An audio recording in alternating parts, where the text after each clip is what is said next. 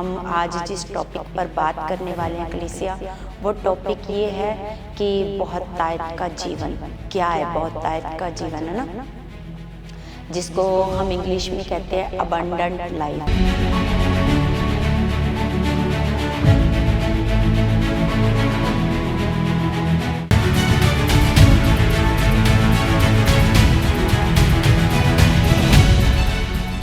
Praise the Lord everyone, God bless you all. परमेश्वर आप सबको आशीष और बरकत दे। सबको जय मसीह की। प्रभु आप सबको आत्मिक जीवन में बढ़ाए, आत्मिक बुद्धि और समझ में बढ़ाए परमेश्वर। तो आज का जो सुंदर समय हमें परमेश्वर ने दिया है, हम इसके लिए धन्यवाद करते हैं कि हम परमेश्वर के वचनों से सीखें और परमेश्वर के वचनों को गहराई से जानें। तो हम आज जिस टॉपिक पर बात करने वाले हैं कलीसिया, वो टॉपिक ये है कि बहुतायत का जीवन क्या है। बहुतायत का जीवन है ना, जिसको हम इंग्लिश में कहते हैं अबंडेंट लाइफ है ना। परमेश्वर का वचन हमें बताता है कि प्रभु यीशु मसीह ने कहा कि चोर चोरी करने आता है, घात करने आता है और नष्ट करने के लिए आता है, लेकिन मैं इसलिए आया कि वे जीवन पाएं और बहुतायत का जीवन पाएं। आज हम इसी बहुतायत के जीवन के बारे में सीखने जा रहे हैं कि आखिर में ये बहुतायत का जीवन क्या होता है, अबंडेंट लाइफ क्या है, ये कौन सा जीवन है जो प्रभु यीशु मसीह हमारे लिए लेकर के आए, है ना। तो सबसे पहले हम बहुतायत के जीवन का एक मतलब देखते हैं कि एक परिपूर्ण जीवन, एक परिपूर्ण जीवन, आनंदमय जीवन और उद्देश्यपूर्ण जीवन, जिसके पास कोई उद्देश्य हो, है ना। कोई जैसे आनंद का जीवन, एक परिपूर्ण जीवन जिसमें कोई कमी ना हो, इसको कहते हैं अबंडेंट लाइफ, है ना। और ये ऐसा नहीं है कि जो बाहर की सुख सुविधाएं हैं, भौतिक समृद्धि, इसको मतलब इसको कहते हैं, नहीं। ये है परमेश्वर के साथ एक गहरा संबंध और आत्मा के फलों से भरा होना, है ना। और अंदर से एक संतुष्टि, आत्मिक संतुष्टि जिसको कहते हैं ना, तो इसको कहते हैं बहुतायत का जीवन, मतलब अबंडेंट लाइफ। बहुतायत का जीवन जैसे एक संतुष्टि हो जाती है ना हर एक चीज़ से कि हाँ मैं संतुष्ट हूँ, मैं इस चीज़ से संतुष्ट हूँ। ये वाला जो जीवन है ना, जो बहुतायत का जीवन है कलीसिया, वो हमें हर परिस्थिति में ऐसे मजबूत करता है, ऐसे स्थिर करता है, बहुतायत का जीवन, है ना। तो आज हम सीखने वाले हैं बहुतायत के जीवन में बहुत सारी बातें, कुछ परमेश्वर के वचनों से भी, कि आखिर में ये जो बहुतायत का जीवन है जो हमारे लिए हमारा प्रभु यीशु मसीह लेकर के आया, तो ये सबसे पहले हम इसको देखते हैं कि जो बहुतायत का जीवन है, बहुतायत के जीवन में परमेश्वर के साथ एक रिश्ता होता है। इसको भी हम अबंडेंट लाइफ कहते हैं, परमेश्वर के साथ एक रिश्ता जैसे। और ये जो रिश्ता, ये जो अबंडेंट लाइफ है, ये परमेश्वर पर विश्वास करने के द्वारा और उसके परमेश्वर के वचनों को मानने के द्वारा और उसके दिखाए हुए मार्गों पर चलने के द्वारा हमें मिलता है। आज हम सीख रहे हैं कलीसिया, कैसे आपके पास वो बहुतायत का जीवन होगा जो प्रभु यीशु मसीह ने हमारे साथ वादा किया। प्रभु ने कहा कि चोर तो चोरी करने आता है। चोर, ये नॉर्मल चोर की बात नहीं करी गई कि नॉर्मल जो चोर हमारे घरों में आते हैं, हमारा सोना चांदी या कीमती चीज़ें उठा कर ले जाते हैं, नहीं, ये नॉर्मल चोर की बात नहीं करी गई। ये उस चोर की बात करी गई है जो आपकी शांति चोरी करता है, जो आपकी सुख समृद्धि चोरी करता है, जो आपकी संतुष्टि चोरी करता है, जो आपकी अच्छी सेहत चोरी करता है, जो आपके अंदर के आनंद को क्या कर लेता है, चोरी कर लेता है। आपको निराशा वाला जीवन, बेचैनी वाला जीवन, चिंता वाला जीवन, ये जीवन देता है। इस चोर की बात हो रही है। ये नॉर्मल चीज़ें चोरी नहीं करता, ये आपके जीवन को चोरी करता है। और प्रभु ने कहा कि मैं इसलिए आया कि वे जीवन पाएं और बहुतायत का जीवन पाएं। आज हम देखते हैं कि लोग मसीह में आकर भी जो प्रभु ने कहा है ना अबंडेंट लाइफ, वो उसका आनंद नहीं उठा पाते। वो प्रभु में होकर भी चिंता में रहते हैं, परेशान रहते हैं, ये कैसे होएगा, ये कैसे होएगा, मैं कब ठीक होऊंगा, मैं कब कैसे क्या होएगा, मेरे बच्चों का क्या होएगा, मेरे पति का क्या होएगा, अच्छी जॉब मिलेगी या नहीं मिलेगी, मेरे बच्चे बुराई से कब बाहर निकलेंगे, नशों से कब बाहर निकलेंगे। ये चीज़ें आज भी यीशु मसीह पर विश्वास करने वालों के जीवन में आज भी ये बातें बनी रहती हैं, क्योंकि असल में जो बहुतायत के जीवन का मतलब है वो लोगों को नहीं पता। वो लोगों को पता नहीं बहुतायत का जीवन कहते किसको हैं। बहुत सारे लोग बहुतायत का जीवन उनसे पूछ लो तो वो बोलेंगे हाँ, ब्लेसिंग, आशीषें, बरकतें, महंगी कारें, घर, बड़ा घर, है ना, सारी फैसिलिटी, संतान अच्छी होना, सारा कुछ, है ना, इसको वो लोग बहुतायत का जीवन समझते हैं। लेकिन असल में मैं आपको बताने जा रही हूँ बहुतायत का जीवन असल में क्या है। परमेश्वर से, पहला पॉइंट है इसका, परमेश्वर के साथ एक रिश्ता, परमेश्वर के साथ रिश्ता। और ये रिश्ता, ये जो बहुतायत का जीवन है, ये हमें कैसे मिलेगा? परमेश्वर के प्रभु यीशु मसीह पर विश्वास करने के द्वारा, और उसके वचन पर चलने के द्वारा, और उसके दिखाए हुए मार्गों पर चलने के द्वारा ना। और ये आंतरिक खुशी और आंतरिक शांति और खुशी को लाता है बहुतायत का जीवन अंदर से। आप ऐसे बाहर से तो लोगों को दिखा सकते हो आप बड़े खुश हो, आपके पास पैसा है, महंगी गाड़ियाँ हैं। कई बार क्या होता है कलीसिया, बड़े घर में भी रहकर लोगों के अंदर शांति नहीं है। घर अच्छे घर में तो हैं, महंगे घर में तो हैं, लेकिन अंदर जो शांति है वो शांति नहीं है ना, तो उसको हम बहुतायत का जीवन नहीं कह सकते। आप महंगी गाड़ियों में घूम फिर तो रहे हो, लेकिन आपके अंदर शांति नहीं है, उसको भी हम बहुतायत का जीवन नहीं कह सकते। तो जो बहुतायत का जीवन है वो आंतरिक शांति और खुशी, और ये बाहरी परिस्थितियों पर निर्भर नहीं करता। आपके जीवन में कैसी भी बाहर से परिस्थिति हो, लेकिन आपके अंदर एक खुशी बनी रहती है, एक अंदर शांति बनी रहती है। इसको कहते हैं बहुतायत का जीवन। इसको सच में असल में अबंडेंट लाइफ ये है।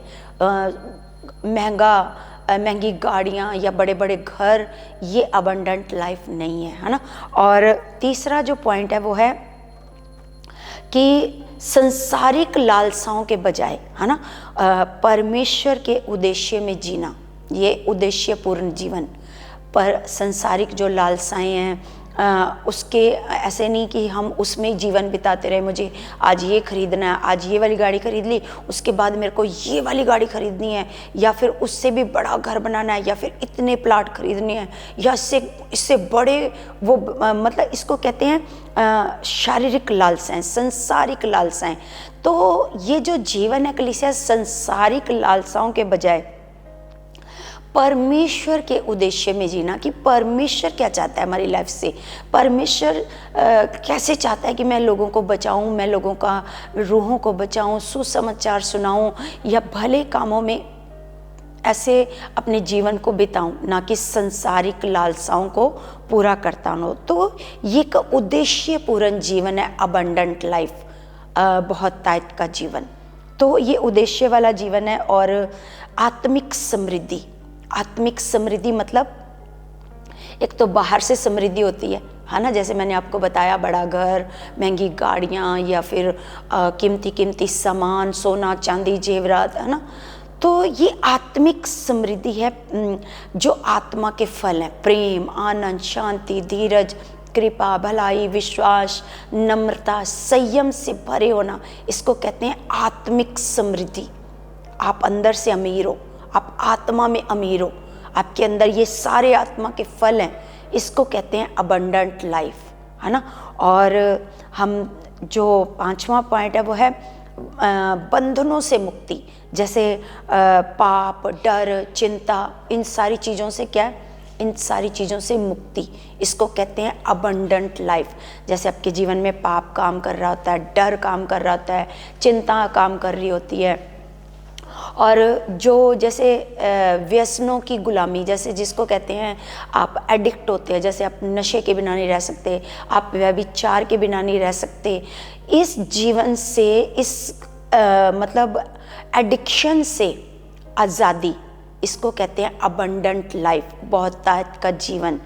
तो कलीसिया सच में अबंडेंट लाइफ असल में क्या है, लोगों को असल में अबंडेंट लाइफ का नहीं पता। अबंडेंट लाइफ बहुतायत का जीवन, हाँ मेरे लिए प्रभु यीशु मुझे अमीर बनाने के लिए आए, बहुतायत का जीवन देने के लिए आए, मतलब मैं अच्छे से रहूं इस दुनिया में, अच्छा खाऊं, अच्छा पीऊं, अच्छा पहनूं। हाँ, परमेश्वर आपको देना चाहता है, परमेश्वर चाहता है कि मेरे बच्चों के पास सब कुछ अच्छा हो, वो अच्छा खाएं, अच्छा पिएं, अच्छा पहने, अच्छे घरों में रहें, अच्छी गाड़ियों में घूमें, अच्छी अच्छी जगह पर जाएं, तो ये चाहता है परमेश्वर। लेकिन इसके साथ साथ असल में अबंडेंट लाइफ का मतलब क्या है, ये लोगों को समझना है, ये परमेश्वर के लोगों को समझना है, ताकि वो सिर्फ इन्हीं चीज़ों में व्यस्त ना हो जाएं कि हाँ यही जीवन तो हमें प्रभु यीशु मसीह देने आए हैं।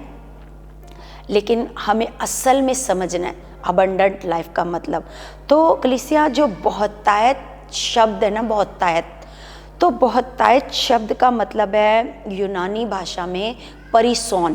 परिसोन का मतलब है कि बहुत अधिक, और मतलब बहुत अधिक और माप से भी परे, माप से भी परे, इतना अधिक, और आवश्यकता से भी ज़्यादा, इस इतनी मात्रा में, जो इतनी मात्रा में भरपूर है, उसको कहते हैं बहुतायत, मतलब हद से भी ज़्यादा इसको कहते हैं। जिसे अगर हम माप से भी परे कहें तो हद से भी क्या है, ज़्यादा, है ना। अगर एक बर्तन की हद इतना इकट्ठा करने की है तो बहुतायत उसको कहता है इससे कहीं ज़्यादा। तो इसको कहते हैं जैसे जितना एक व्यक्ति सोच सकता है ना, जितना उसकी अपेक्षा है उससे भी कहीं ज़्यादा, इसका मतलब है यूनानी भाषा में इसका मतलब है परिसोन। और परिसोन का ये मतलब है बहुत बहुत अधिक ज़्यादा, जो इंसान की अपेक्षा से भी क्या है, बहुत ज़्यादा। तो कलीसिया जैसे हम पहला कुरिन्थियों पढ़ते हैं, पहला कुरिन्थियों 2 का हम पढ़ते हैं 9, 2 का 9 में लिखा है,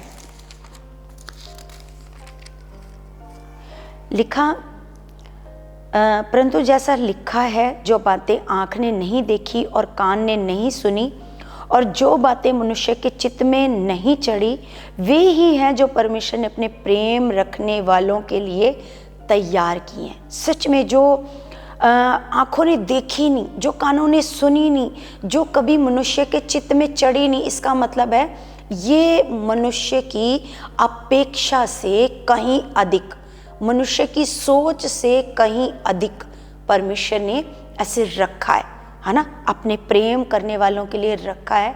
इसको कहते हैं अबंडेंट लाइफ, इसको कहते हैं बहुतायत का जीवन। हम एक वचन और पढ़ते हैं, इफिसियों 3 का 20। इफिसियों 3 का 20 कहता है, कलीसिया वचन में लिखा है कि अब जो ऐसा सामर्थी है, हम जो की जगह हम परमेश्वर लगाते हैं, अब परमेश्वर ऐसा सामर्थी है।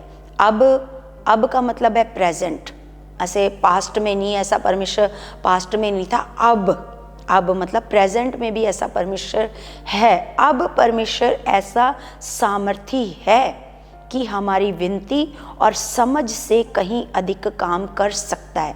हमारी विनती और हमारी समझ, हम जितना मांगते हैं उतना, और जितनी हमारी समझ है उससे कहीं अधिक वो काम कर सकता है। लिखा है उस सामर्थ के अनुसार जो हम में कार्य करता है ना। उस सामर्थ मतलब हम में कौन सी सामर्थ कार्य करती है? पवित्र आत्मा की सामर्थ हम में क्या करती है? कार्य करती है। तो कलीसिया हमने ये देखा परमेश्वर के वचन में कि खुदा सामर्थी है, और ये ऐसा नहीं कि पुराने समय में ही सामर्थी था, अब कुछ नहीं कर सकता, अब भी वो सामर्थी है जो तुम्हारी विनती और समझ से कहीं अधिक काम कर सकता है। तो हम ये देखते हैं कलीसिया कि हमारा जो परमेश्वर है, हम में वो मतलब सामर्थ्य के काम आज भी करने को क्या है, तैयार है। और लिखा है उस सामर्थ्य के अनुसार जो हम में कार्य करता है, मतलब पवित्र आत्मा के अनुसार जो हमें खुदा ने दिया है, अपना पवित्र आत्मा। क्योंकि हम देखते हैं सारी सृष्टि को परमेश्वर के आत्मा ने तैयार किया। परमेश्वर ने वचन बोला और पवित्र आत्मा ने क्या किया, सारी चीज़ों को तैयार किया। तो यही पवित्र आत्मा है जो सारी चीज़ों को हमारे जीवन में क्या करता है, तैयार करता है। हमारी विनती और समझ से कहीं अधिक वो क्या करता है, इन चीज़ों को तैयार करता है हमारे जीवन में। तो कलीसिया हमें परमेश्वर का वचन बताता है कि बहुतायत का जो जीवन है उसको हम धन संपत्ति, महंगी कारें, सुंदर घर के साथ हमें नहीं जोड़ना चाहिए। हमें खुदा का वचन बताता है कि संसार में संसार के धन पर, प्रतिष्ठा पर और पद पर और शक्ति पर हमें परमेश्वर से ज़्यादा उनको प्राथमिकता नहीं देनी चाहिए। सबसे ज़्यादा जो पहला स्थान है वो हमें किसको देना चाहिए, अपने परमेश्वर को। क्योंकि इन सारी चीज़ों को देने वाला कौन है, परमेश्वर। कईयों को हम देखते हैं कि कईयों की लाइफ में जब खुदा उनको आशीषें दे देता है, उनको अच्छा बिजनेस दे देता है, अच्छी जॉब दे देता है, या फिर उनको बच्चे दे देता है, ये भी एक आशीष है परमेश्वर की ओर से, बच्चे दे देता है। तो हम ये देखते हैं कि ये बच्चे उनकी प्राथमिकता हो जाते हैं, परमेश्वर फिर उनकी प्राथमिकता नहीं रहता है ना। ये बच्चे, ये घर, ये बिजनेस, फिर वो कहते हैं बिजनेस ही इतना बढ़ गया है कि हम आ ही नहीं पाते संगति में, बिजनेस इतना बढ़ गया हम प्रार्थना नहीं कर पाते, बिजनेस इतना बढ़ गया कि हम बाइबल को नहीं पढ़ पाते, या फिर हम जॉब पर जाते हैं, हमें खुदा ने अच्छी जॉब दे दी है, जॉब के बाद हमें प्रार्थना करने का भी समय नहीं मिलता, हमें बाइबल पढ़ने का समय नहीं मिलता, हमें संगति में आने का समय नहीं मिलता, हमें छुट्टी नहीं मिलती। तो कलीसिया इन चीज़ों के बावजूद हमारी प्राथमिकता कौन होना चाहिए। मान लो आपको परमेश्वर ने बच्चे दिए, आपने खुदा से मांगा, आप एक बांझ थे, आपके पास बच्चे नहीं थे, या डॉक्टरों ने मना किया था आप कभी माँ नहीं बन सकते, आपने प्रार्थना की, आप गिड़गिड़ाए परमेश्वर के आगे, है ना, तो परमेश्वर ने आपको संतान दे दी। लेकिन आज जो प्राथमिकता है वो आपकी संतान है, आपके बच्चे हैं। आपके जीवन में परमेश्वर की कोई प्राथमिकता नहीं, कोई आप कहते हो जी हमारा प्रार्थना करने को हमें समय नहीं मिलता, हमारे पास समय नहीं है बाइबल पढ़ने का, हमारे पास समय नहीं है संगति में आने का। तो सोच कर देखो, ये अबंडेंट लाइफ नहीं है। अबंडेंट लाइफ का मतलब है कि जिस परमेश्वर ने आपको ये सारी आशीषें दी हैं उसको पहला आदर देना, उसको पहले स्थान पर रखना। तो सच में कलीसिया हमें क्या करना है, जैसे हम एक वचन पढ़ते हैं पहला कुरिन्थियों 1:26। तो 1:26 में लिखा है कलीसिया, लिखा कि हे भाइयों अपने बुलाए जाने को तो सोचो, सोच कर देखो, अपने बुलाए जाने को सोचो कि क्यों बुलाया आपको परमेश्वर ने, क्यों बुलाया, है ना, क्यों खुदा ने आपको वो आशीषें दी, क्यों खुदा ने आपको वो बरकतें दी। क्योंकि कलीसिया जब हमें परमेश्वर ब्लेस करता है, आशीषें देता है, ताकि हम परमेश्वर की महिमा करें कि मैंने खुदा से ये मांगा। जैसे हम देखते हैं हन्ना के जीवन से, हन्ना कहती है परमेश्वर आप मुझे एक बच्चा दो तो मैं उसे आपके भवन में दे दूंगी। तो हम देखते हैं कि हन्ना ने किस प्रकार अपने वादे को पूरा किया। ये आसान नहीं होता, अपने इतने सालों बाद, प्रार्थनाओं के बाद आपको जो बच्चा मिले आप उसको अपने से दूर कर दो, ये आसान नहीं होता। लेकिन खुदा के लिए, खुदा को आदर देना, परमेश्वर को आदर देना, ये बहुत बड़ी बात है अपने जीवन से।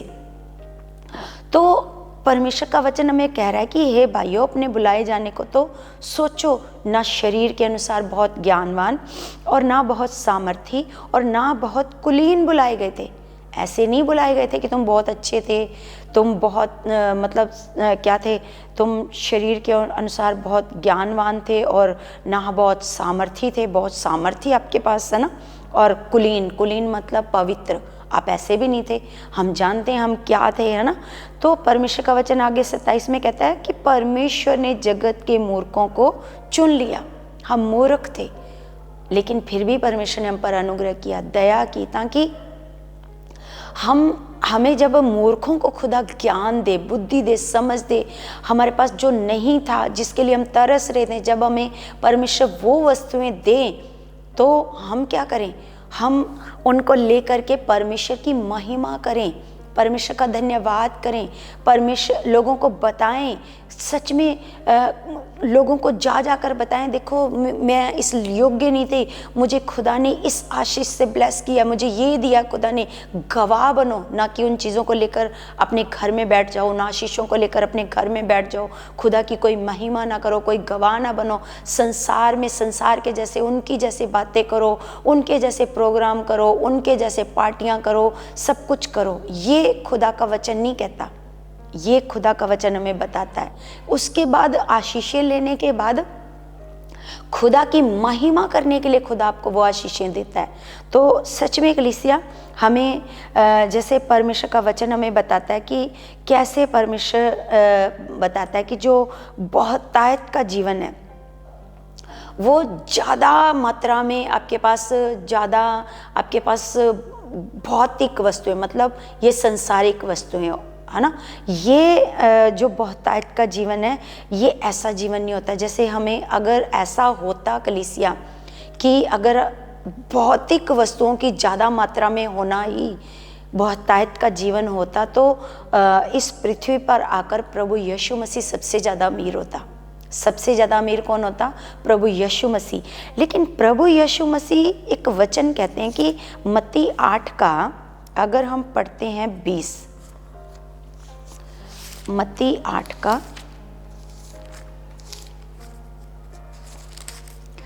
का 20 में लिखा है कलीसिया, लिखा, यीशु ने उससे कहा, लोमड़ियों के भट्ट और आकाश के पक्षियों के बसेरे होते हैं, परंतु मनुष्य के पुत्र के लिए सिर धरने की भी जगह नहीं है। ये प्रभु यीशु मसीह अपने बारे में बता रहे हैं कि प्रभु कहते हैं कि लोमड़ियों के भी भट्ट होते हैं और आकाश के पक्षियों के भी बसेरे होते हैं, लेकिन मनुष्य के पुत्र को, यहाँ पर प्रभु यीशु मसीह अपने आप को परमेश्वर का पुत्र नहीं कह रहा। हम यहाँ पर चेक कर सकते हैं, यहाँ पर परमेश्वर का पुत्र नहीं कह रहा, यहाँ पर वो अपने आप को मनुष्य का पुत्र कह रहा है कि मनुष्य, क्योंकि स्वर्ग में तो उसके पास सब कुछ है, स्वर्ग में तो वो स्वर्ग का बादशाह है, लेकिन इस पृथ्वी पर, पृथ्वी की बात कर रहा है, मनुष्य का पुत्र की बात कर रहा है कि मनुष्य के पुत्र को लिखा है, मनुष्य के पुत्र के लिए सिर धरने की भी जगह नहीं है। मतलब ये अगर हम देखते हैं कि यीशु मसीह पर्टिकुलर एक जगह में ऐसे नहीं रहते थे, कभी कहीं, कभी आसमान के नीचे सो जाना, कैसे सो जाना, कैसे रहना, कभी किसी के घर रहना, कभी किसी के घर रहना, कभी कहीं खा लेना, कभी कहीं खा लेना, ऐसे प्रभु यीशु मसीह ने अपने जीवन को बिताया। तो अगर सच में ये भौतिक वस्तुओं का ज़्यादा मात्रा में होना बहुतायत का जीवन होता, तो ये बहुतायत का जीवन सबसे पहले प्रभु यीशु मसीह के पास होना था। सबसे ज़्यादा अमीर प्रभु यीशु मसीह ने होना था। तो कलीसिया, हमें परमेश्वर का वचन बताता है, एक वचन पढ़ते हैं यूहन्ना 17 का हम पढ़ते हैं 3। तो यहाँ पर लिखा है, और अनंत जीवन ये है कि वे तुझ एकमात्र सच्चे परमेश्वर को और यीशु मसीह को जिसे तूने भेजा है जाने, है ना। अनंत जीवन क्या है? आनंद का जीवन। अनंत जीवन मतलब इस जीवन के बाद एक जीवन है जिसको कहते हैं अनंत, मतलब कभी ना खत्म होने वाला जीवन। अनंत, कभी वो जीवन खत्म नहीं होएगा। अनंत जीवन ये है कि वे मतलब जो परमेश्वर को जानते हैं, वे तुझे एकमात्र सच्चे परमेश्वर को और यीशु मसीह को जिसे तूने भेजा है जाने। और सच में इसको कहते हैं अनंत जीवन को पाना, अनंत जीवन को ऐसे प्राप्त करना, इसको कहते हैं अनंत जीवन। तो सच में कलीसिया, हम देखते हैं कि सुलेमान के पास सारी भौतिक आशीषें थी, है ना, सब कुछ था उसके पास, है ना। जैसे हम देखते हैं कि खुदा ने उसको बुद्धि दी, उस बुद्धि के द्वारा उसने बहुत सारे ऐसे बिजनेस किए, व्यापार किए, उसने सब कुछ कमाया। लेकिन अगर हम वहीं सबोपदेशक को पढ़ते हैं, सबोपदेशक 5 का 10 से लेकर 15 पढ़ते हैं, तो वो इन सारी चीज़ों को व्यर्थ बताता है। कहता है ये सारी चीज़ें क्या हैं? व्यर्थ हैं। मैंने कहता ऐसे जा कर के देखा कि ये सारी चीज़ें क्या हैं? ये सारी चीज़ें तो व्यर्थ हैं। इतना सब कुछ होने के बावजूद, इतनी भौतिक वस्तुएं होने के बावजूद भी वो इन सारी चीज़ों को क्या कह रहा है? वो इनको कह रहा है ये सारी चीज़ें क्या हैं? व्यर्थ हैं। और वहीं हम पढ़ते हैं फिलिपियों की पुस्तक में 4 का 11 और 12 में, हम इसको निकाल करके पढ़ते हैं कलीसिया। फिलिपियों की पुस्तक 4 का 11 और 12।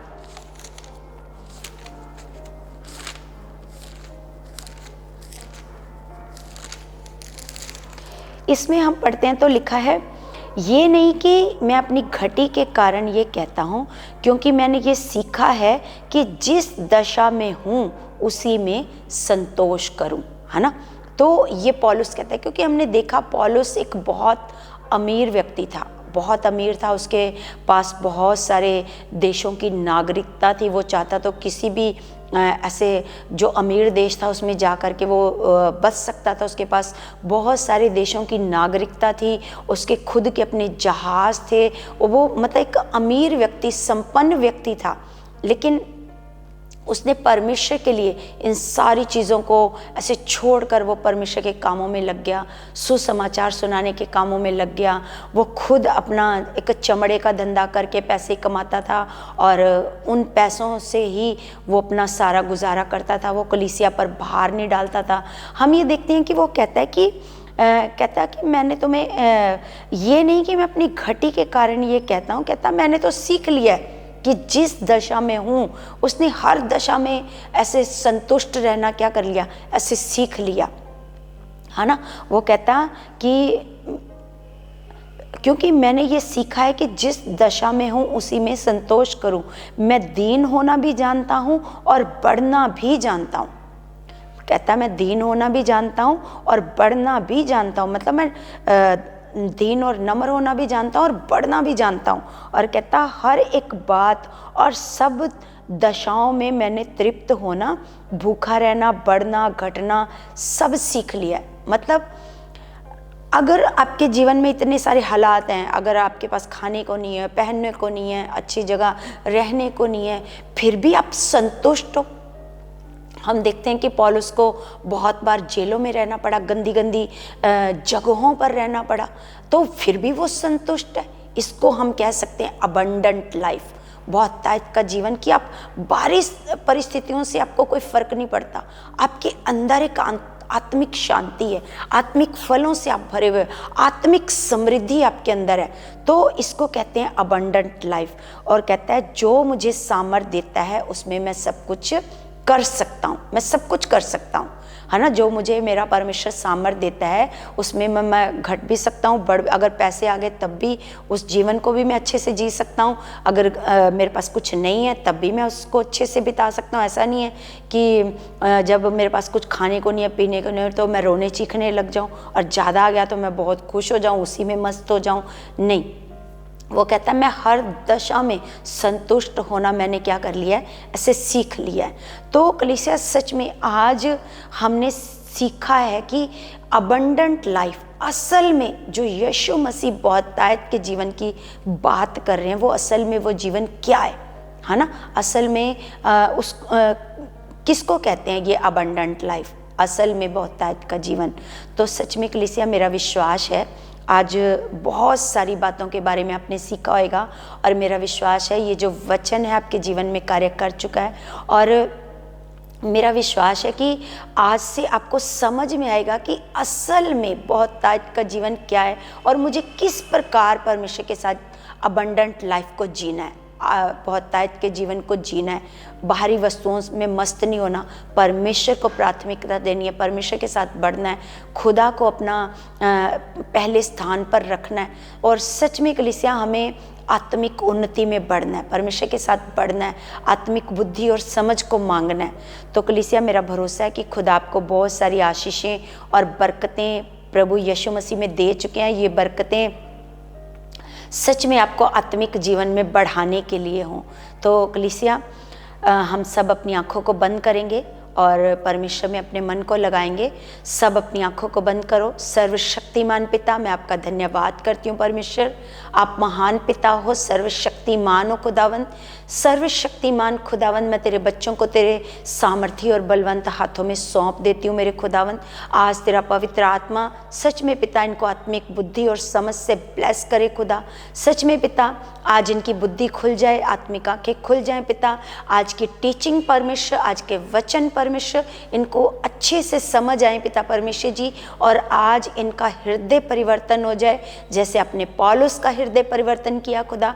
इसी प्रकार पिता तेरे बच्चों का जीवन में पिता परमेश्वर हृदय परिवर्तन इनका हो जाए खुदावंद। और सच में खुदा ये असल में जो बहुतायत का जीवन है उसको ये अपने जीवन में ले सकें और उसका ये आनंद उठा सकें परमेश्वर जी। सच में खुदावंद मैं तेरे बच्चों के लिए विनती और प्रार्थना करती हूँ खुदा, जो मैंने प्रार्थना में मांगा है आपसे, एक एक जीवित वचन तेरे बच्चों के जीवन में पूरा हो चुका खुदावंद। तेरे बच्चे परमेश्वर आत्मिक जीवन में बहुत बढ़ चुके हैं, प्रार्थना के जीवन में पिता इनका जो रिश्ता है आपके साथ गहरा हो चुका है मेरे खुदावंद। पिता मैं विश्वास करती हूँ मेरी एक एक प्रार्थना का आप उत्तर दे चुके हो, यीशु मसीह के नाम से आमीन आमीन। सबको जय मसीह की, जय मसीह की।